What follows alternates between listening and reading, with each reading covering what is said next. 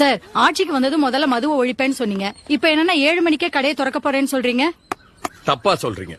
நான் அப்படி சொல்லவே இல்ல. அப்புறம் வேற எப்படி சார் சொன்னீங்க? காலையில 7 மணிக்கு திறக்கிறேன்னு சொல்லல.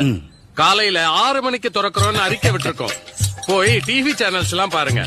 என்ன சார் நீங்க இத போய் பெருமையா சொல்றீங்க?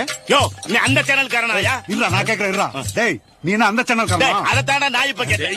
பேசாம இருடா. சரவண பாண்டியன் கேள்வி கேட்டுக்கிட்டு இருக்காங்க. குறுக்க பூந்து குட்டைய குழப்பிடாதீங்க.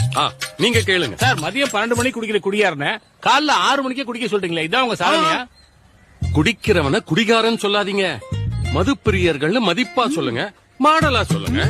என்ன சார் இவங்க மாடலு? வெண்டைக்காய் மாடல். ஹலோ, என்ன வெண்டைக்காய் சுண்டக்கான்னு விவரம் கட்டத்தனமா பேசிட்டு இருக்கீங்க? ஏன் அந்த பெரிய பாக்கச்சி ஆட்சியில இருக்கும்போது மதுக்கடையை திறக்கலையா? குடிமன்னர்கள் எல்லாம் குடிச்சு குடிச்சு குப்புற விழுகலையா? எத்தனை தாய்மார்கள் விதவையானாங்க? அதை யாராச்சும் கேள்வி கேட்டீங்களா? எங்க ஆட்சியில தான் விதவை எண்ணிக்கை குறைஞ்சிருக்கு, சாவு எண்ணிக்கையும் குறைஞ்சிருக்கு. ஏன்னா நாங்க குடுக்கற சரக்கு நல்ல சரக்கு. காலையில வேலைக்கு போற லேபர் சுறுசுறுப்பா வேலை செய்யணுன்றதுக்காக அதிகாலை 6 மணிக்கு மலிவு விலையில மினி கோட்டர் குடுக்கலாம்னு பிளான் பண்ணிக்கிட்டு இருக்கோம். கூடவே ஒரு அவிச்ச முட்டை ஃப்ரீயா குடுக்கலாமான்னு ஆலோசனை வேலை பண்ணிக்கிட்டு இருக்கோம். போன ஆட்சியில சத்துணவுக்கு முட்டை கொடுத்தாங்க. இப்போ உங்க ஆட்சியில செத்து போறதுக்கு முட்டையும் கோட்டரும் தரேன்னு சொல்றீங்களா? என்னையா கேள்வி கேக்குறீங்க?